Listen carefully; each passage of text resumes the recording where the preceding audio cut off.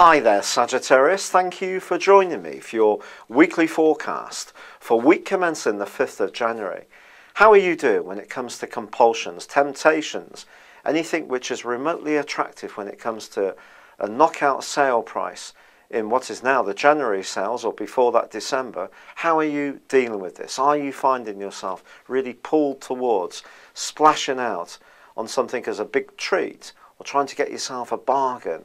Or perhaps is it the calorific goodies that you had so much over Christmas that you're finding it hard to put to one side and really embrace that Get Fit plan? Because this week begins with a highly intense full moon, which sees the powers of Pluto combining with the Sun in opposition with the moon in Cancer, and they're all feeding back into a square with the unpredictable energies of Uranus in your sister fire sign of Aries. And that's what can kind of give you rather more of a challenge in terms of your control, your self-control.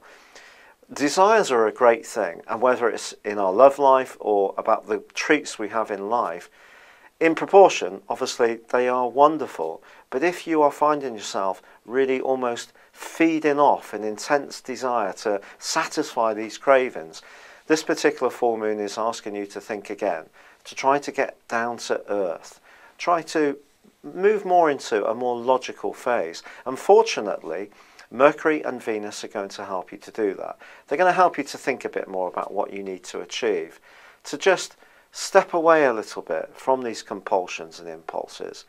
And the discussions you have can be really, really helpful. In fact, by the end of this week, a friend of yours could come up with a tremendous idea. But if it is your love life that you're finding it very difficult to come to terms with, if there is one person that you find intoxicating, if not necessarily very good for you, well, all you can do is just talk and discuss this through as much as you can.